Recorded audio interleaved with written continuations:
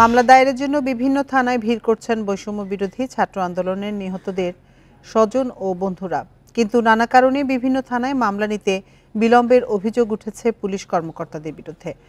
তবে দেশের পরিবর্তিত পরিস্থিতিতে থানার সেবা কার্যক্রম ঢেলে সাজানো হবে বলে আশ্বাস দিচ্ছেন নবনিযুক্ত পুলিশ কর্মকর্তারা। 19 জুলাই ছাত্র আন্দোলনের রাজধানীর মোহাম্মদপুরে পুলিশের গুলিতে নিহত হন মোহাম্মদপুর মডেল কলেজের সাবেক শিক্ষার্থী মাহমুদুর রহমান সৈকত। রোববার দুপুরে থানায় হত্যা মামলা করতে আসেন তার বাবা, স্বজন, বন্ধু সহ বেশ কজন। প্রত্যেকটা জায়গায় আওয়ামী লীগের দালালদেরকে রেখে দিয়ে গেছে। তো আমাদের এটা সহজ কাজ না যে আমাদের প্রত্যেকটা জায়গা থেকে জিনিসটা চেঞ্জ করতে হবে। সবার ছোট একমাত্র ভাইকে নির্মমভাবে হত্যার বিচার চান তার বড় দুই বোনও। মাথায় গুলি করলো, আমার ভাই স্পটে মারা গেল, ওর ব্রেন পিছন দিয়ে বের হয়ে গেছে। চিন্তা করতে পারেন, একদম টার্গেট করে গুলি করা হয়েছে। কিন্তু নানা কারণ দেখিয়ে মামলা লিপিবদ্ধ করতে প্রায় 8 ঘন্টা সময় নেয় পুলিশ। এতে এক পর্যায়ে সেদিনই ওই থানায় আসা নতুন ওসির দ্বারস্থ হন ভুক্তভোগীরা। দোষী পুলিশ কর্মকর্তাদের নিয়ে চলে বাকবিতণ্ডা। উনি একবার ওনার অফিসারদের কাছে কল করে আবার বলেন নিচ থেকে উপরে যান, উপর থেকে নিচে আসেন। ওরা আগের পুরানো অভ্যাস এখনো ছাড়তে পারে নাই। একই ঘটনা ঘটেছিল নিহত সাংবাদিক তাহির জামান প্রিয়র ক্ষেত্রেও। ঊর্ধ্বতন পুলিশ কর্মকর্তাদের নামে অভিযোগ থাকায় মামলা করতে সময় লাগে 13 ঘন্টা। কমিশনার, অ্যাসিস্ট্যান্ট কমিশনার ছিলেন, তারা এখনও ওখানে দায়িত্বরত আছেন। যেহেতু আমরা তাদের নামে মামলা করেছি যে ওই সময় কারা কারা ছিল, তো তখন তারা আসলে তাদের দুটার নাম বাদ দিতে বলছিল। বিচার নিশ্চিতে নিহতদের পাশে দাঁড়াচ্ছে ছাত্র আন্দোলনকারীরা। এদিকে নতুন দায়িত্বপ্রাপ্ত কর্মকর্তারাও বলছেন সেবায় বড় ধরনের পরিবর্তন আনবেন তারা। আপনারা আমাদের মাধ্যমে নতুন বাংলাদেশ দেখবেন, আপনারা নতুন সেবা পাবেন, যেটা প্রত্যাশা করেন। কথা মানে উদাহরণ দিতে আমরা যেটা ব্রিটিশ পুলিশের কথা বলি, আমেরিকান পুলিশের কথা বলি। তৃণমূল থেকে তৃণমূলে যাদেরকে আমরা এখনো লিস্টেড করতেও পারিনি, তাদের প্রত্যেকের বিচার আমরা সুনিশ্চিত করব। আন্দোলনে নিহতদের পরিবার বলছে আইনি কাঠামোর পরিপূর্ণ সংস্কার না হলে বিচার নিয়ে প্রশ্ন থেকেই যাবে। ইকরামুল কবির, ইন্ডিপেন্ডেন্ট নিউজ, ঢাকা। নিয়োগ, বদলি ও পদোন্নতি বাণিজ্যে পটু ছিলেন ডিএমপির সাবেক কমিশনার হাবিবুর রহমান। এছাড়া সাভার, গাজীপুর ও কেরানীগঞ্জে জমি ও মার্কেট দখল, চাঁদাবাজি, বেনামে ব্যবসা ও মামলার মধ্যস্থতা করে বিপুল আয় করেছেন। গোপালগঞ্জের এই কর্মকর্তা সবসময় ছিলেন সুবিধাজনক পদে। পুলিশের গোয়েন্দা রিপোর্ট বলছে সাবেক প্রধানমন্ত্রী শেখ হাসিনার আস্থাভাজন হওয়ার সুযোগ নিয়েছেন তিনি। রাজধানীর শান্তিনগরের সান টাওয়ারের আইএসপি প্রতিষ্ঠান অন্তরঙ্গ। এতে বিনিয়োগ রয়েছে সাবেক ডিএমপি কমিশনার হাবিবুর রহমানের। গোয়েন্দা রিপোর্ট বলছে ইন্সপেক্টর নাজমা আক্তারের মাধ্যমে যুক্ত হন তিনি। আসাদুজ্জামান নাজমা দম্পতির চট্টগ্রামের গাড়ির ব্যবসারও আসল মালিক হাবিবুর রহমান। আমার মালিকের ওয়াইফের সঙ্গে, ওয়াইফ হচ্ছে পুলিশ ইন্সপেক্টর। হ্যাঁ, এখন পুলিশের উনি তো পুলিশ, তো স্বাভাবিক। সাভার বাস স্ট্যান্ডের রূপকথা মার্কেট দখলেরও অভিযোগ রয়েছে হাবিবুর রহমানের বিরুদ্ধে। পুলিশের মাধ্যমে দখল নিয়ে ভাড়া তুলছিলেন তিনি।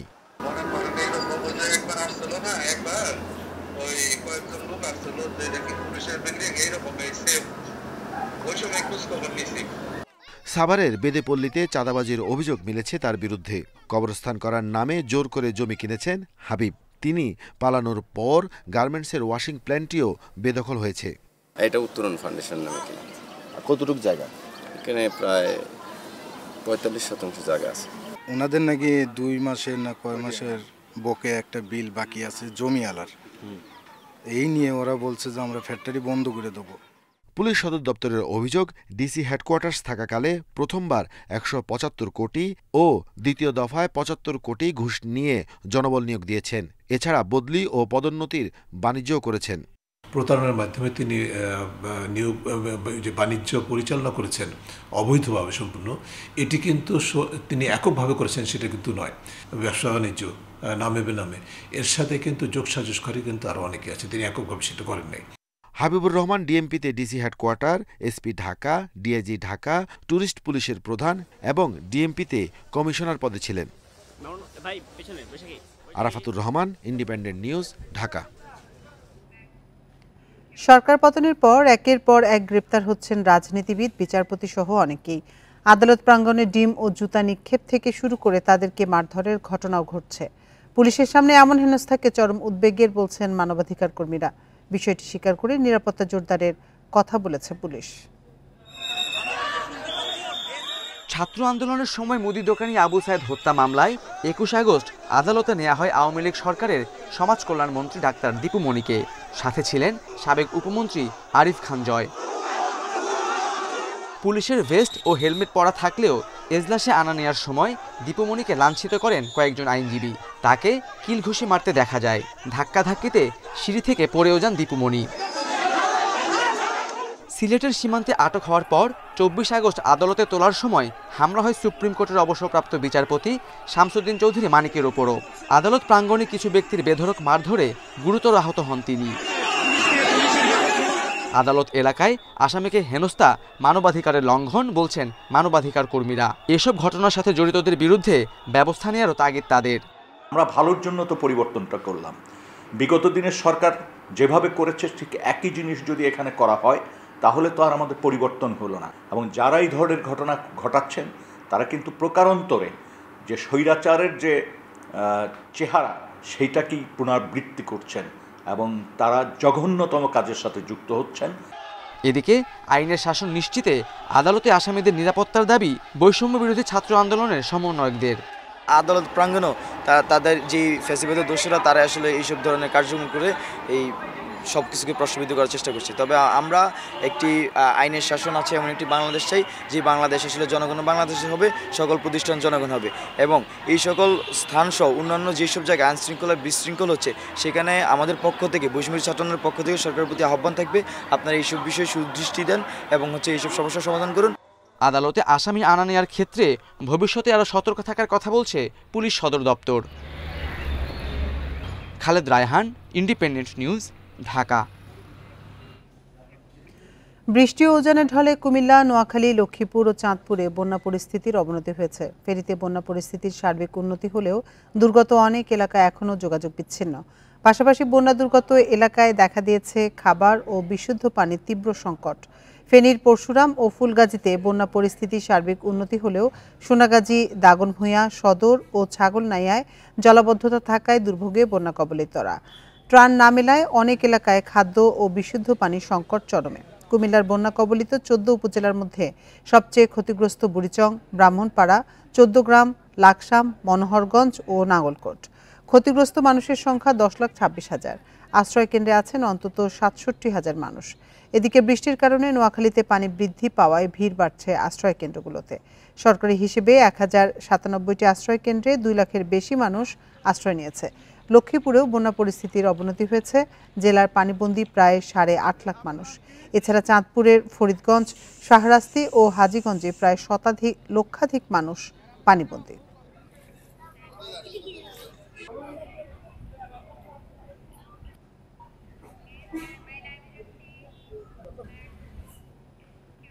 বন্যা পরিস্থিতি নিয়ে আরো জানাতে এবার কুমিল্লা এবং খাগড়াছড়ি থেকে আমাদের সাথে যোগ দিচ্ছেন সহকর্মীরা। প্রথমে যাচ্ছি কুমিল্লায়, সেখানে আছেন সহকর্মী তানভীর খন্দকার। তানভীর, আজকে কুমিল্লার পরিস্থিতি কেমন দেখছেন? বন্যা পরিস্থিতির কিছুটা উন্নতি হয়েছে কিনা?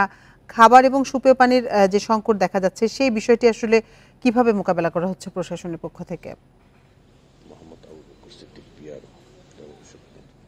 কুমিল্লার বন্যা পরিস্থিতি কিন্তু অবনতির দিকে, উন্নতির কোনো লক্ষণই দেখা যাচ্ছে না। কারণ গোমতী নদীর বাঁধ যতক্ষণ পর্যন্ত ভাঙন ঠিক না করা হবে, অপরদিকে শালদা নদীর বাঁধও ভাঙন ঠিক না করা হবে, ততক্ষণ পর্যন্ত বুড়িচং, ব্রাহ্মণপাড়া, দেবিদ্বার সেই অঞ্চলে বন্যা পরিস্থিতির উন্নতির কোনো সম্ভাবনা নেই। অপরদিকে ১৪ গ্রাম, লাকসাম, নাঙ্গলকোট এই ৩টি উপজেলা ফেনী এবং নোয়াখালীর সীমান্ত ঘেঁষা, যে কারণে কিন্তু ওই পাশের যে বানের পানি সেগুলোর প্রভাবে এই অঞ্চলগুলো তলিয়ে আছে, যে কারণে যেহেতু নোয়াখালীতে বন্যা পরিস্থিতির অবনতির দিকেই, যে কারণে কিন্তু এই অঞ্চলগুলো আবারও প্লাবিত হবার সম্ভাবনা দেখা দিয়েছে। আর আপনি যেটি বলছিলেন যে বিভিন্ন দুর্গত এলাকায় বিশুদ্ধ পানির এবং ঔষধের যে সংকট, সেটি মোকাবেলা করার জন্য এখন যারা কাজ করছে তারা মূলত স্বেচ্ছাসেবী। বিভিন্ন বেসরকারি সংগঠন, ক্রীড়া সংগঠন বা সাংস্কৃতিক সংগঠন বা বন্ধু বান্ধবদের সংগঠনের পক্ষ থেকে ২,০০০ স্বেচ্ছাসেবী টিম কিন্তু কুমিল্লাতে কাজ করছে। তারাই মূলত এখন বন্যা দুর্গত এলাকায় ত্রাণ ঔষধ এবং বিশুদ্ধ পানি সরবরাহের চেষ্টা করছে। কিন্তু যেসব দুর্গত এলাকায় যাওয়া সম্ভব হচ্ছে না, সেখানে নৌযানের কিন্তু সংকট রয়েছে। স্বেচ্ছাসেবীরা বলছে যে তাদের কাছে প্রচুর পরিমাণে খাবার আছে, ঔষধ আছে, পানিও আছে, কিন্তু নৌযান না থাকায় সেগুলো দুর্গম এলাকায় পৌঁছানো যাচ্ছে না। তারা বারবার প্রত্যাশা করছেন যে সেনাবাহিনী, কোস্টগার্ড বা বিজিবির যেসব প্রশিক্ষিত চালক সহ স্পিড বোট বা ট্রলার আছে সেগুলো যদি বিভিন্ন এলাকা ভিত্তিকভাবে নিয়োজিত করা যায়, তাহলে কিন্তু একেবারে যেসব এলাকায় স্রোত বেশি বা পানির উচ্চতা বেশি সেই সব এলাকাগুলোতে এইসব জিনিসপত্র পাঠানো যাবে। আমরা দেখেছি যে ব্রাহ্মণপাড়া উপজেলাতে সেনাবাহিনীর যেসব স্পিড বোট কাজ করছে তারা ত্রাণ পৌঁছে দিচ্ছে, কিন্তু এই সংখ্যাগুলো কিন্তু খুবই অপ্রতুল। কোস্টগার্ডও কাজ করছে, বিআইডব্লিউটি কাজ করছে, পুলিশও কাজ করছে, কিন্তু তাদের যে নৌযানের সংখ্যা সেটি কিন্তু প্রয়োজনের তুলনায় খুবই কম। আর স্থানীয়রা যেটি আরো বলছে যে আসলে স্থানীয় লোকজনকে সাথে নিয়ে এই কাজগুলো করতে হবে, কারণ বন্যার পানিতে রাস্তাঘাট সবকিছু ডুবে আছে।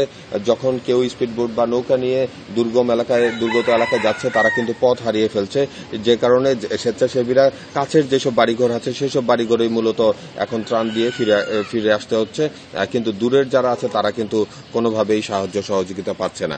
তো এই আশ্রয়কেন্দ্রগুলোর অবস্থা যদি একটু জানানোর চেষ্টা করি, যে আশ্রয়কেন্দ্রে যে মানুষগুলো এসেছে আশ্রয়কেন্দ্রগুলো কিন্তু এখন ঝুঁকির মুখে, সেই সব জায়গাগুলোতে পৌঁছানো যাচ্ছে না। আশ্রয়কেন্দ্র প্রায় একটি আশ্রয়কেন্দ্রে 500 থেকে 700 মানুষ সেখানে একসাথে বসবাস করছে। সেই সব জায়গাগুলোতে কিন্তু এই মুহূর্তে শিশু খাদ্য এবং ঔষধ বেশি জরুরি, কারণ তারা যত দিন বাড়বে এত মানুষ একসাথে যদি এক জায়গায় থাকে তাহলে কিন্তু রোগ সুখের পরিমাণও বাড়তে থাকবে। আর সর্বশেষ গত 24 ঘন্টায় কুমিল্লাতে আমরা 2 শিশু সহ 4 জনের মৃত্যুর খবর পেয়েছি, অর্থাৎ গত 2 দিনে কুমিল্লায় মোট 8 জনের মৃত্যুর খবর এই বন্যার কারণে পাওয়া গিয়েছে বলে আমরা কিন্তু জানতে পেরেছি। তো এই ছিল মূলত কুমিল্লা থেকে বন্যার সর্বশেষ পরিস্থিতি। তানভীর, আপনি সাথে থাকুন। এবার আমরা যেতে চাই একটু খাগড়াছড়িতে, সেখানে আছেন সহকর্মী সমীর মল্লিক। সমীর, আমরা কুমিল্লার পরিস্থিতি শুনছিলাম, খাগড়াছড়ির পরিস্থিতি কেমন দেখছেন? আর এই সময়টা তো আসলে পানিবাহিত নানা রোগের প্রকোপ বেড়ে যায়, হাসপাতালগুলোর চিত্র কেমন দেখছেন? দেখুন, খাগড়াছড়িতে কিন্তু বন্যা পরিস্থিতির উন্নতি হয়েছে শুক্রবার বিকেল থেকে, কিন্তু এখানে বন্যা পরবর্তী যে ক্ষয়ক্ষতি সেটা কিন্তু মারাত্মক আকার ধারণ করেছে। বিশেষ করে এখানকার কৃষি, গ্রামীণ সড়ক এবং মৎস্য খাতে সবচেয়ে বড় ক্ষতি হয়েছে।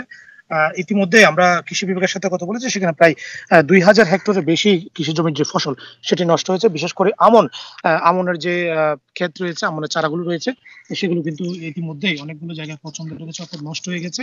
এবং একই সাথে এখানে সবজির যে ক্ষেত রয়েছে সেটাও প্রায় 353 হেক্টরের মতো সবজির ক্ষেত একেবারেই ডুবে গেছে নদীতে, এবং সেগুলো আর নতুন করে করার কিন্তু কোনো সুযোগ নেই। এবং আমরা একই সাথে দেখেছি এখানে যে আউশের যে চারা রয়েছে প্রায় 190 হেক্টরের মতো, সেই আউশের চারাও কিন্তু নষ্ট হয়ে গেছে। অর্থাৎ এখানে কৃষিতে যে অপূরণীয় ক্ষতি হয়েছে সেটা আসলে নতুন করে আসলে এখন আর পুরোনো সময় নেই, যেহেতু আসলে নতুন করে ধানের চারা রোপণের সময় চলে গেছে। সেক্ষেত্রে কৃষি বিভাগের পক্ষ থেকে বলা হচ্ছে যে আসলে মূলত এখানে আগাম রবি শস্য প্রদান করে কিন্তু এখানে কৃষকদেরকে তাদের প্রণোদনা দেওয়ার চেষ্টা করা হবে। এবং একই সাথে আমি যদি গ্রামীণ সড়কগুলোর কথা বলি, আমি এখন যে জায়গাটাতে আছি খাগড়াছড়ি দিঘিনালা, যে এলাকাটি সবচেয়ে বেশি প্লাবিত হয়েছে, সেখানকার একটি গ্রামীণ সড়কের অবস্থা যদি আমি আপনাকে দেখাই, সড়কটি একেবারেই তার সমস্ত কার্পেটিং উঠে গেছে, এবং এটার উপর দিয়ে পানি যাওয়ার কারণে এই আগস্টে 2 দফা বন্যায় এই সড়কটির একেবারে অস্তিত্ব বিলীন হয়ে গেছে।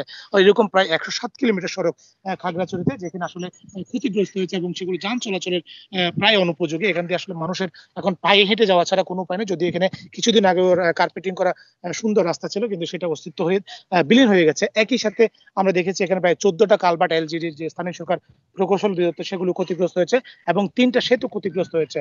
এবং আমরা আপনাকে একটু জানিয়ে রাখি, এই বন্যার কারণে একটি ইউনিয়নের সাথে উপজেলা সড়ক যোগাযোগ একবার বন্ধ হয়েছে, সেটি খাগড়াছড়ি মুবাচরি ইউনিয়ন। মহালছড়ি থেকে মুবাচরি যাওয়ার যে সড়কটি রয়েছে সেখানকার রাস্তা কিন্তু বন্যার পানি তুলে একবারে ভেসে গেছে, যে কারণে মুবাচরির সাথে এখন আসলে মহালছড়ি উপজেলার যোগাযোগ একেবারে বিচ্ছিন্ন। একটা ইউনিয়নের 20,000 থেকে 30,000-এর বেশি মানুষ কিন্তু যোগাযোগ বিচ্ছিন্ন হয়েছে, এরকম ক্ষতি হয়েছে। এবং এই ক্ষতি সবচেয়ে বেশি হয়েছে খাগড়াছড়ি জেলা সদরে এবং খাগড়াছড়ি দিঘিনালা, মহালছড়ি, এই 3টি উপজেলার ক্ষয়ক্ষতিটা বেশি হয়েছে। একই সাথে এখানকার মৎস্য যে পুকুরগুলো ছিল এরকম প্রায় 200 থেকে 300 পুকুর কিন্তু মাছ বেশি গেছে। এবং মৎস্য চাষীদের পক্ষ থেকে যে অভিযোগটা করা হয়েছে, বিভিন্ন সময় কিন্তু দেখা যাচ্ছে যে আসলে কৃষি ক্ষেত্রে যদিও প্রণোদনা দেওয়া হয়, কিন্তু সেক্ষেত্রে কখনোই মৎস্য চাষীরা কোনোভাবে কিন্তু সরকারের পক্ষ থেকে কখনোই তারা কিন্তু সেভাবে ক্ষতিপূরণ পেনি। তবে কৃষি বিভাগ যেটা বলছে যে আগাম রবি শস্য প্রদানের মধ্য দিয়ে যে কৃষকদের যে ক্ষয়ক্ষতি হয়েছে তাদের প্রণোদনের মধ্য দিয়ে তুলে নিয়ে আসার জন্য। আরেকটা বিষয় হচ্ছে, যে সমস্ত বন্যা কবলিত এলাকা রয়েছে সেখানে কিন্তু সেনাবাহিনীর পক্ষ থেকে এবং খাগড়াছড়ি জেলা সদর হাসপাতাল পক্ষ থেকে এলাকায় এলাকায় গিয়ে মেডিকেল ক্যাম্প করা হচ্ছে। এই ছিল আসলে বন্যা পরিস্থিতি পরবর্তী ক্ষয়ক্ষতি নিয়ে সবশেষ খবর। বন্যা পরিস্থিতি সবশেষ তথ্য জানাচ্ছিলেন আমাদের সহকর্মীরা। এদিকে উজানের ঢল ও টানা বৃষ্টির প্রভাবে লক্ষ্মীপুর নোয়াখালীতে বন্যা পরিস্থিতির উন্নতি নেই। এক সপ্তাহ ধরে আশ্রয়ের খোঁজে এক জায়গা থেকে অন্য জায়গায় ছুটছেন বানভাসীরা। আশ্রয় সংকটের পাশাপাশি বানভাসীরা ভুগছেন ওষুধ, সুপেয় পানি ও খাবার সংকটে। গত এক সপ্তাহ ধরে ত্রাণ ও আশ্রয়ের খোঁজে লক্ষ্মীপুরের মানুষের এমন ছোটাছুটি। বন্যায় ঘরবাড়ি ডুবে যাওয়ায় 5 উপজেলার 8 লাখ মানুষ পানিবন্দী হয়ে দিশেহারা। 198টি আশ্রয় কেন্দ্রে ঠাঁই হয়েছে মাত্র 25,000 মানুষের। আশ্রয় কেন্দ্রেও স্বস্তি নেই। দিনে ও রাতে বেশিরভাগ সময় থাকছে না বিদ্যুৎ। এছাড়া পানিবাহিত রোগের প্রকোপ বেড়েছে। আশ্রয় কেন্দ্রগুলোতে নেই পর্যাপ্ত ওষুধ, বিশুদ্ধ পানি ও খাবারের সরবরাহ। খাওয়া দাওয়ার সমস্যা আছে, খাওয়া দাওয়া এখন করতে পারতেছি না, চুলা নাই, কিছু নাই। সব জায়গায় মানুষ খুব অসুবিধার মধ্যে আছে। মানুষের খাওয়ার পানির অসুবিধা, থাকার পানির অসুবিধা, রান্না করার অসুবিধা, সব দিক দিয়ে মানুষ অসুবিধার মধ্যে আছে। আমাদের একজন ভাই এখানে অসুস্থ হয়ে মারা গিয়েছেন। উনি বাড়িতে কিছুটা অসুস্থ ছিল, তবে এখানে মনে হচ্ছে ঠান্ডাজনিত কারণে ওনার অন্য কোনো সমস্যার কারণে হয়তো বা উনি রাতে মারা গিয়েছেন। বানভাসীদের স্বাস্থ্য সুরক্ষায় 66টি মেডিকেল টিম গঠন করেছে লক্ষ্মীপুর জেলা প্রশাসন। সরকারি ও ব্যক্তি উদ্যোগে পৌঁছানো হচ্ছে ত্রাণ সহায়তা। আমরা সিভিল সার্জনের সাথেও যোগাযোগ রেখেছি আমাদের স্বাস্থ্য সেবাগুলো যেন অব্যাহত থাকে সে বিষয়ে উনি কাজ করছেন। আমাদের 64টি মেডিকেল টিম রয়েছে। সরকারিভাবে যে বরাদ্দটা পেয়েছি এই বরাদ্দটা আমরা ইওনোদেরকে ভাগ করে দিচ্ছি। আমরা ইওনোরা তারা চাল এবং অন্যান্য শুকনো খাবার কিনে শুকনো খাবারের প্যাকেট তৈরি করে বিভিন্ন জায়গায় ডিস্ট্রিবিউট করছে। এদিকে নোয়াখালীর 9 উপজেলায় সরকারি তালিকাভুক্ত আশ্রয়কেন্দ্র ছাড়াও শহর ও গ্রামের বিভিন্ন উঁচু দালানগুলোতে ঠাঁই নিয়েছেন বানভাসীরা। এখানেও পর্যাপ্ত পরিমাণে নেই ওষুধ, পানি ও খাবার। তবে সরকারি ও ব্যক্তি পর্যায়ে আশ্রয়কেন্দ্রে ঠাঁই নেওয়া মানুষ পাচ্ছেন কিছুটা সুযোগ সুবিধা। Sadequr Rahman Siddiqui, independent news. এক সপ্তাহেও ত্রাণ পৌঁছায়নি নোয়াখালীর বন্যা দুর্গত অনেক এলাকায়। সেখানে দেখা দিয়েছে খাদ্য ও সুপেয় পানি সংকট। স্বাস্থ্য ঝুঁকির পাশাপাশি ক্ষুধার্ত অধিকাংশ শিশু।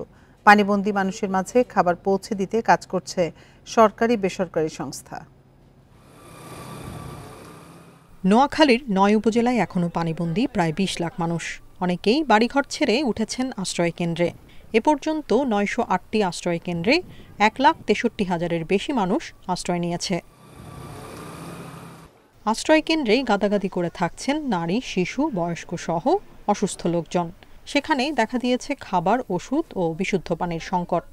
আজ পর্যন্ত সরকারি বেসরকারি কোনো এক ফোঁটা চাউল বা কোনো ত্রাণ পাই নেই। কিছু কিছু পাড়ার নিরীহ লোকদের মানে অনেক লোকের জায়গা দিচ্ছে, এইসব লোকেরা তো পায় না। রিমোট এরিয়া যেগুলো আছে সব জায়গাতে এখনো পর্যন্ত ত্রাণ পৌঁছায়নি। আমরা চেষ্টা করছি পৌঁছানোর, কিন্তু এমন কিছু জায়গা আছে যেগুলোতে আসলে পৌঁছানো সম্ভব হচ্ছে না। তো এমতো অবস্থায় আসলে আমাদের সবাইকে এগিয়ে আসতে হবে। সবাই মিলে একত্রে যদি আমরা কাজ করি তাহলে এই পরিস্থিতি মোকাবেলা করতে পারবো। সরকারি বেসরকারি উদ্যোগে মানুষের মাঝে দেয়া হচ্ছে নগদ টাকা, চাল ও শুকনো খাবার। দুর্গত এলাকায় কাজ করছে একাধিক মেডিকেল টিম। প্রথমে আমাদের খাবারের একটু সমস্যা ছিল, এখন আমরা শুকনো খাবার পর্যাপ্ত পাচ্ছি। বিভিন্ন সংস্থা আসছে, প্রাইভেটলি, ব্যক্তিগতভাবে ঢাকা ইউনিভার্সিটি থেকে আসছে, জেলাতে মেডিকেল টিম কাজ করছে। তো বাইরে থেকেও কিন্তু আমাদের বিভিন্ন ডাক্তাররা আসছে, বিভিন্ন ইতিমধ্যে ব্যক্তিগত পর্যায়ে অনেক হসপিটাল, ICT, DRB তারা আমাদের সাথে যোগাযোগ করেছে। গত 2 দিনে ভারী বৃষ্টিতে নোয়াখালীতে বন্যা পরিস্থিতির অবনতি হয়েছে। Independent news. কুমিল্লায় বুড়িচংয়ের বুড়বুড়িয়া এলাকায় গত বৃহস্পতিবার গোমতী নদীর বাঁধ ভেঙে প্লাবিত হয় শতাধিক গ্রাম। বাড়িঘর পুরোপুরি পানিতে তলিয়ে যাওয়ায় ক্ষতিগ্রস্ত শত শত পরিবার।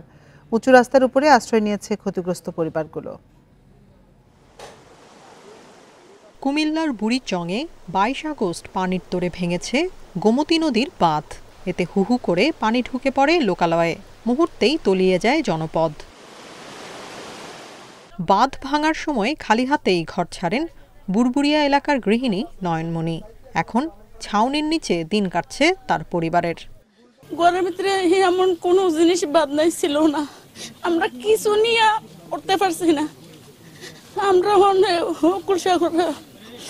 এই বছর বিটাতে ছিল আমরা যে অবস্থাতে ছিলাম এখন মনে করেন কিছু নেই, একদম ফুল ফকির, আমাদের কিচ্ছু না, একটা গাছও নাই বাড়িতে। গোমতীর বাঁধে ভাঙনে এমন শত শত পরিবার মানবেতর দিন কাটাচ্ছে বাঁধের ওপর। স্বাভাবিক জীবনে ফেরার অপেক্ষায় তারা। ৭,৫০০ টাকা আমার ছিল ঘরের ভিতরে, আমি টাকাটা অনেক সুযোগ পাইনি। বাড়তে অন্তত হয়েছে ৫০০ ফুট আর ভাঙবো। পানির তোড়ে প্রথম দিনে গোমতীর বাঁধের ৩০ ফুট অংশ ধসে যায়। সময় গড়ানোর সঙ্গে বেড়েছে ভাঙনের পরিমাণ আর লোকালয়ের ক্ষয়ক্ষতি। Independent news. ভারতে ফারাক্কা বাঁধের ১০৯টি গেট খুলে দেওয়া হলেও আগামী ৫ দিনের মধ্যে রাজশাহী অঞ্চলে বন্যার কোনো পূর্বাভাস নেই বলে জানিয়েছে পানি উন্নয়ন বোর্ড। পদ্মা নদীর পানি এই মুহূর্তে বিপদসীমার নিচে প্রবাহিত হচ্ছে। বিষয়টি নিশ্চিত করেছেন রাজশাহী পানি উন্নয়ন বোর্ডের অতিরিক্ত প্রধান প্রকৌশলী মোখলেসুর রহমান। বর্তমানে রাজশাহী পয়েন্টে পদ্মার পানি প্রবাহ ১৫.28 মিটার। গত ২৪ ঘন্টায় রাজশাহী অংশে পানি বেড়েছে ০.০৩ মিটার জানান তিনি। পানি ১৮.৫ মিটারের উপরে প্রবাহিত হলেই তা বিপদসীমা অতিক্রম করবে। ভারতের ঝাড়খণ্ড ও বিহারে বন্যার কারণে ফারাক্কা বাঁধের ১০৯টি গেট সোমবার খুলে দেওয়া হয়। এতে ফিডার ক্যানেলে ৪০,০০০ কিউসেক ও ডাউন স্ট্রিমে ১১ লাখ কিউসেক পানি ছাড়ে ভারত।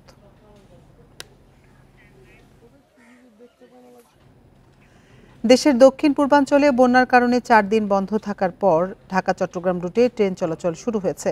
গত রাত 11:30টায় চট্টগ্রাম স্টেশন থেকে ঢাকার উদ্দেশ্যে ছেড়ে আসে আন্তনগর ট্রেন তুর্না এক্সপ্রেস। এরপর রাত 11:15টায় চট্টগ্রাম ছেড়ে যায় ঢাকাগামী চট্টগ্রাম মেইল। রেলওয়ের কর্তৃপক্ষ জানায়, মঙ্গলবার থেকে নির্ধারিত সময়সূচি অনুযায়ী সবকটি ট্রেন চালানোর পরিকল্পনা রয়েছে। বন্যায় ফেনী থেকে ফাজিলপুর পর্যন্ত অংশে ২টি রেল লাইনই ক্ষতিগ্রস্ত হয়েছে। স্মরণকালের ভয়াবহ এ বন্যায় রেল সেতুর উপর পর্যন্ত পানি উঠেছিল। এ অবস্থায় ট্রেন চলাচলে যাত্রীদের বিপদের পাশাপাশি রেল সম্পদেরও ক্ষতি হওয়ার শঙ্কায় বন্ধ রাখা হয়েছিল ঢাকা চট্টগ্রাম রেলপথ।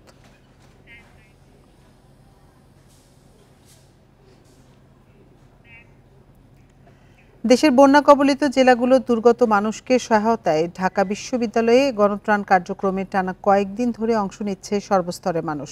বৈষম্য বিরোধী ছাত্র আন্দোলনের আহ্বানে কর্মসূচিতে সোমবার পর্যন্ত 5 দিনে সংগ্রহ হয়েছে ৬,৩২,৩,৩২৩ টাকা। জায়গা সংকুলান না হওয়ায় বস্ত্র না দিয়ে শুকনো খাবার ও অর্থ দিতে সাধারণের প্রতি আহ্বান জানানো হয়েছে। দেশের বিভিন্ন জেলার বন্যার্ত মানুষের সহায়তায় প্রতিদিনই ঢাকা বিশ্ববিদ্যালয় ক্যাম্পাসে ভিড় করছেন সাধারণ মানুষ। শুধু রাজধানী নয়, বিভিন্ন জেলা থেকেও ত্রাণ দিতে আসছেন মানুষ। ছেলেদের নিয়ে আজকে বন্ধের দিন ছেলেদের নিয়ে আসছি ত্রাণ দিতে। আমাদের সামনে আমাদের সাথে কোনো বৈষম্য না থাকবে, আমরা সবাই মিলেমিশে আমরা এই দেশটাকে গড়ব ইনশাআল্লাহ। টিএসসিতে টাকা এবং ওষুধ সংগ্রহ করছে শিক্ষার্থীরা। বাকি ত্রাণ সংগ্রহ হচ্ছে শারীরিক শিক্ষা কেন্দ্রে। বোতলজাত পানি, স্যালাইন, মুড়ি, চিড়া, বিস্কুট, খেজুর সহ শুকনো খাবার দিচ্ছে সাধারণ মানুষ। দাতার নাম ও সহায়তার বিবরণ লিখে রাখা হচ্ছে। বন্যার্তরা খুবই কষ্টে আছে, আমাদের সবারই মানবিক দায়িত্ব যে এখানে এসে কাজ করা। আমাদের উদ্দেশ্য হচ্ছে বন্যার্তদের সাহায্য করা। দিনরাত এক করে কাজ করছেন শিক্ষার্থীরা। কেউ প্যাকেজিংয়ে ব্যস্ত, কেউ আবার প্যাকেট করা ত্রাণ সরবরাহ করছেন। প্রতি রাতেই টিএসসি থেকে দুর্গত এলাকায় যায় ত্রাণের ট্রাক। আমাদের নীতিগত সিদ্ধান্ত হচ্ছে ত্রাণ কার্যক্রম শেষ হওয়ার পর যে আমরা বসে যাব এইরকম না, আমরা পুনর্বাসনের প্রক্রিয়া তখন শুরু করব। ঢাকাবাসী সহ সারা দেশের মানুষ আসলে এখানে এসে ত্রাণ দিয়ে যাচ্ছেন। একই সাথে তারা যে ফান্ডিং দিচ্ছেন সেই ফান্ডিংয়ের টাকা তো আমরা কিন্তু ত্রাণ কিনে এনে ডাকসুতে প্যাকেজিং করে আমরা আপনার বন্যার্তদের কাছে সাহায্য করার চেষ্টা করছি। বন্যা পরিস্থিতি স্বাভাবিক না হওয়া পর্যন্ত গণত্রাণ কার্যক্রম চলবে বলে জানিয়েছে শিক্ষার্থীরা। নূরে আলম, ইন্ডিপেন্ডেন্ট নিউজ, ঢাকা। টানা বৃষ্টি আর বন্যায় স্থবির হয়ে পড়েছে দেশের ভোগ্যপণ্যের সবচেয়ে বড় পাইকারি বাজার চট্টগ্রামের খাতুনগঞ্জ। ক্রেতা শূন্য খাতুনগঞ্জে বেচাকেনা কমে যাওয়ায় পচনশীল পণ্য নিয়ে দুশ্চিন্তায় পড়েছেন ব্যবসায়ীরা। এছাড়া ঢাকা চট্টগ্রাম মহাসড়কে কিছু অংশ ক্ষতিগ্রস্ত হওয়ার প্রভাব পড়েছে পণ্য পরিবহনে। ভয়াবহ বন্যায় ডুবেছে দেশের পূর্ব ও দক্ষিণ পূর্বাঞ্চলের অনেক জেলা। বন্যার পানি উঠেছে ঢাকা চট্টগ্রাম মহাসড়কের মিরসরাই ও ফেনী অংশে। এছাড়া সপ্তাহ ধরে টানা বৃষ্টিতে চট্টগ্রাম নগরীর বিভিন্ন এলাকা হয়েছে প্লাবিত। প্রকৃতির এই বৈরী আচরণের প্রভাব পড়েছে দেশের ভোগ্যপণ্যের বড় পাইকারি বাজার খাতুনগঞ্জে। সৃষ্ট বন্যায় কমে গেছে বেচাকেনা, স্থবির হয়ে পড়েছে আড়তদার শ্রমিকদের কার্যক্রম। বেশি বিপাকে পড়েছেন পচনশীল পণ্যের ব্যবসায়ীরা। যেখানে আগে 200-300 বিক্রি হচ্ছে, 400-500 বিক্রি, এখানে বিক্রি হচ্ছে 200-250-300 বস্তা এরকম বিক্রি হচ্ছে। আমার যে পুঁজিটা আছে, পুঁজিটা হারালে তাদের ব্যবসাটাই বন্ধ হয়ে যাবে। এই জন্য সবাই মনে যাক, যদি শান্ত হয় তখনই বেচা কেনা খুবই কম। একদিকে বেচা বিক্রি কম, অন্যদিকে বন্যায় চট্টগ্রামের সাথে দেশের অন্য জেলার সড়ক যোগাযোগ প্রায় বন্ধ। এতে আমদানি পণ্য যথাসময়ে বিক্রি নিয়েও দেখা দিয়েছে শঙ্কা। বিভিন্ন মোকাম যে খাতুনগঞ্জে যে পণ্যটি আসতো সেটি বিভিন্ন রাস্তায় ব্লক হয়ে আছে, পানির কারণে আসতে পারছে না, এবং এখান থেকে যে পণ্যগুলো যেত সেগুলো যেতে পারছে না। যে দেশের বর্তমান পরিস্থিতি যেটা আছে, আমার মনে হয় সেটা কয়েকদিনের মধ্যে পরিবর্তন হয়ে যাবে। আশা করি আমরা নির্বিঘ্নে আমরা ব্যবসায়ীরা ব্যবসা করতে পারবো, এটা আমরা প্রত্যাশা। খাতুনগঞ্জে প্রতিদিন 1200 কোটি টাকার পণ্য বেচা কেনা হয়। গেল কয়েকদিনে সেটি 4 ভাগের 1 ভাগে নেমেছে। অনুপম শীল, ইন্ডিপেন্ডেন্ট নিউজ, চট্টগ্রাম। এ নিয়ে আরো জানাতে চট্টগ্রাম থেকে আমাদের সাথে যোগ দিচ্ছেন সহকর্মী অনুপম শীল। অনুপম শীল, আজকের খাতুনগঞ্জের পরিস্থিতি কেমন দেখছেন? বেচা বিক্রি নিয়ে ক্রেতা বিক্রেতারা কি বলছেন?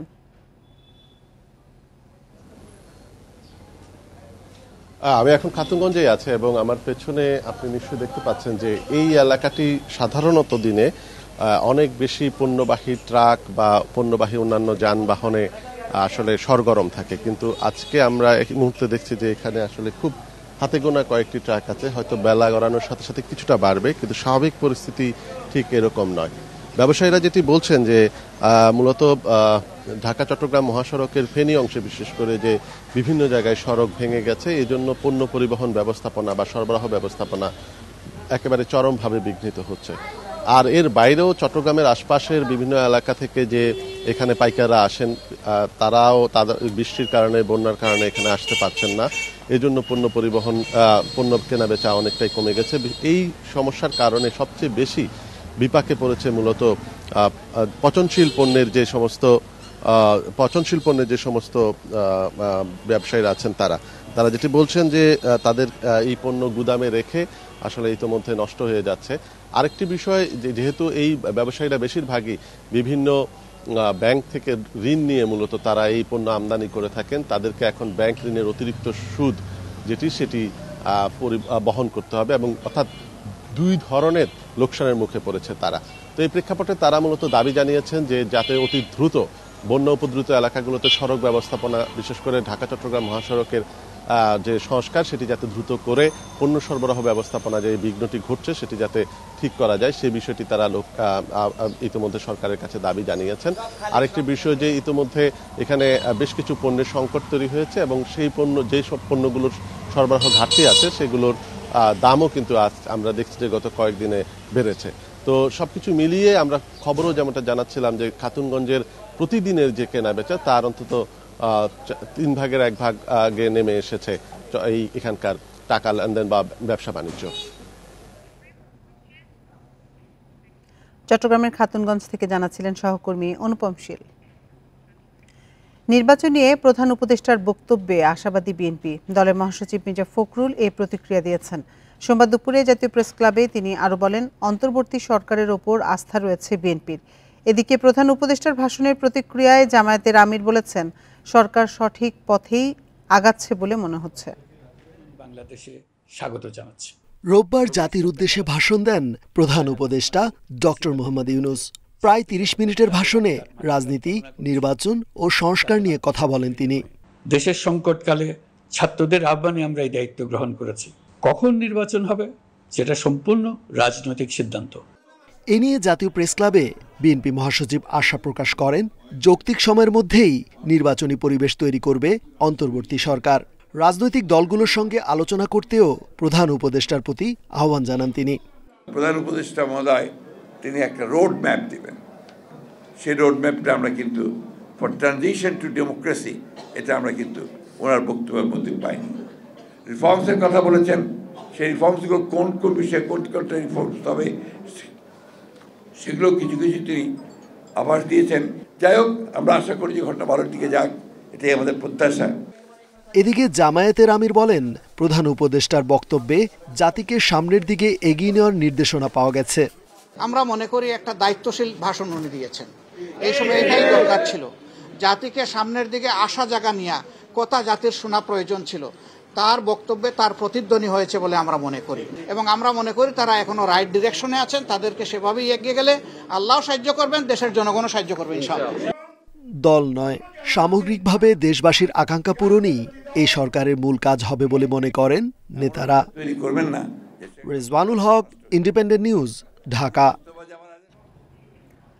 জামায়াতে ইসলামী ও ছাত্র শিবির নিষিদ্ধে প্রজ্ঞাপন বাতিল করে স্বরাষ্ট্র মন্ত্রণালয় আজ নতুন প্রজ্ঞাপন জারি করতে পারে বলে জানিয়েছেন দলটির আইনজীবী মোহাম্মদ শিশির মনির। এর ফলে আওয়ামী লীগ সরকারের আরোপ করা নিষেধাজ্ঞা বাতিল হয়ে আবার রাজনৈতিক কর্মকাণ্ডে ফিরতে পারবে দল। সোমবার সুপ্রিম কোর্ট এলাকায় সংবাদ সম্মেলনে এ তথ্য জানিয়েছেন আইনজীবী। বলেন, এ বিষয়ে এরই মধ্যে প্রধান উপদেষ্টা ডক্টর মোহাম্মদ ইউনূসের দপ্তরে বিস্তারিত আলোচনা হয়েছে। এছাড়া স্বরাষ্ট্র মন্ত্রণালয় নিষেধাজ্ঞা প্রত্যাহারের পুরো প্রক্রিয়া সম্পন্ন করেছে। রোববার সরকারি ছুটি থাকায় আজ নিষিদ্ধের আদেশ প্রত্যাহার হতে পারে বলে জানান তিনি। গত 1 আগস্ট সন্ত্রাস বিরোধী আইনে জামায়াত ইসলামী, ছাত্র শিবির ও সংশ্লিষ্ট সব অঙ্গ সংগঠন নিষিদ্ধ করে প্রজ্ঞাপন জারি করে স্বরাষ্ট্র মন্ত্রণালয়।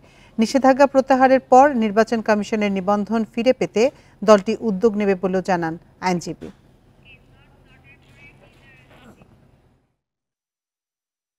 এই কাজ যারা নিষিদ্ধ করেছে তারাই এটি প্রত্যাহার করতে পারেন, এই ক্ষমতা আছে। ফলপ্রসূ আলোচনা হয়েছে। আশা করি আগামীকাল অথবা দ্রুততম সময়ের মধ্যেই তারা আরেকটি প্রজ্ঞাপন জারি করে অতীতের জারি করা প্রজ্ঞাপনটি বাতিল ঘোষণা করবেন। চলতি মাসেই 4 দফা বেড়েছে বাংলাদেশ বিমানের কার্গোর পরিবহন ভাড়া। রপ্তানিকারকরা বলছেন, ভাড়া বৃদ্ধির কারণে কৃষি পণ্যের রপ্তানি কমে বাজার হারানোর শঙ্কা রয়েছে। যদিও বাংলাদেশ বিমান বলছে, আন্তর্জাতিক ভাড়ার সাথে সমন্বয় করতে এই সিদ্ধান্ত নেওয়া হয়েছে। বাংলাদেশ থেকে বিদেশে পচনশীল পণ্য পাঠাতে রপ্তানিকারকদের অন্যতম পছন্দ আকাশপথ। এ পথে বিভিন্ন দেশে যায় তাজা শাকসবজি, ফলমূল, চিংড়িসহ অন্যান্য পণ্য। কিন্তু এসব পণ্য রপ্তানিতে বিমান বাংলাদেশের কার্গো ভাড়া বেড়ে যাওয়ায় বিপাকে পড়েছেন রপ্তানিকারকেরা। বিমান বাংলাদেশ চলতি মাসে বিভিন্ন রুটে ভাড়া বাড়িয়েছে 4 দফা। আর গত 6 মাসে ঢাকা লন্ডন রুটে কৃষিপণ্য রপ্তানিতে এ ভাড়া প্রতি কেজিতে বেড়ে হয়েছে $3.65। আর ঢাকা টরন্টো রুটে বর্তমান ভাড়া $5.2। মধ্যপ্রাচ্যের দেশ কুয়েত, ওমান, সৌদি আরব, দুবাই ও অন্যান্য দেশে এ ভাড়া বেড়েছে প্রায় $1। প্রতি কেজি 200 টাকা বিমান ভাড়া গত 4 মাসে বাড়াইছে বিমান। এটা পর্যায়ক্রমে বাড়াইছে, প্রতি সপ্তাহে বাড়াইছে। এখন বিমান যখনই ভাড়াটা বাড়ায় তখনই ফরেন ক্যারিয়ার কিন্তু সাথে সাথে তারাও বাড়াই দেয়। রপ্তানিকারকরা বলছেন, পরিবহন খরচ বেড়ে যাওয়ায় প্রতিযোগীদের সঙ্গে পেরে না ওঠায় আন্তর্জাতিক ক্রেতা হারাচ্ছেন তারা। যেহেতু সিমিলার সবজি আমার পাকিস্তান থেকে পাওয়া যায়, ভারত থেকে পাওয়া যায়, ক্যালকাটা থেকে পাওয়া যায়, নেপাল থেকে পাওয়া যায়, যার কারণে কাস্টমার কিন্তু বাংলাদেশের মার্কেটটা অন্য দেশে ডাইভার্ট করে নেওয়া যায়। আমরা তো ক্রেডিটে ব্যবসা করি, তাহলে আমাদের টাকা পয়সাগুলো বিদেশে আটকায়। মার্কেটটা দীর্ঘদিন যে আমরা একটা বাজার তৈরি করছি, বাজারটা নষ্ট হয়ে যায়। ফলশেষে কী হয়, দেশের কারেন্সির উপর এটা প্রভাব পড়ে। বিমানের ভাড়া আন্তর্জাতিক সংস্থার তুলনায় এখনও কম বলে জানিয়েছেন বিমান বাংলাদেশ। 88% কিন্তু অন্যরা নিচ্ছে, তাই না? সেখানে যদি ভাড়া $6 থাকে, তা আমার ভাড়া যদি $4 হয়, সেখানে আমি 20 সেন্ট বাড়াইলে আমার কটটুকের মধ্যে ইম্প্যাক্ট করতেছে। বিদেশি এয়ারলাইন্সটাই আসলে মেইন প্লেয়ার ভাড়া সেট করার ক্ষেত্রে। পরিবহন ভাড়া যৌক্তিক হারে নির্ধারণ করার পাশাপাশি প্রতি ফ্লাইটে 25% জায়গা কৃষি পণ্যের জন্য নির্ধারণ করার দাবি রপ্তানিকারকদের। Tauhid Rana, Independent News, Dhaka. সৌদি আরবে আকস্মিক বন্যায় 6 জনের মৃত্যু হয়েছে। এদের মধ্যে 5 জন একই পরিবারের সদস্য। এ ঘটনায় 11 বছর বয়সী এক শিশু প্রাণে বেঁচে গেছে বলে জানিয়েছে মধ্যপ্রাচ্যের সংবাদ মাধ্যম গালফ নিউজ। দেশটির আসির প্রদেশের সাইদা আল সাওয়াল এলাকায় এ ঘটনা ঘটে। মৃতদের স্বজনরা জানান, পরিবারটি বাড়ি ফেরার পথে আকস্মিক বন্যার কবলে পড়ে। এ সময় পরিবারের 5 সদস্যের মৃত্যু হয়। বন্যায় সেখানকার কয়েকটি এলাকায় রাস্তাঘাট বন্ধ রাখা হয়েছে। অন্য এলাকাগুলোতে যে কোনো সময়ে পানির স্তর বাড়তে পারে বলে সতর্ক করেছে কর্তৃপক্ষ। এছাড়া যে কোনো পরিস্থিতি মোকাবেলায় উদ্ধারকর্মী ও জরুরি কর্মকর্তাদের প্রস্তুত রাখা হয়েছে।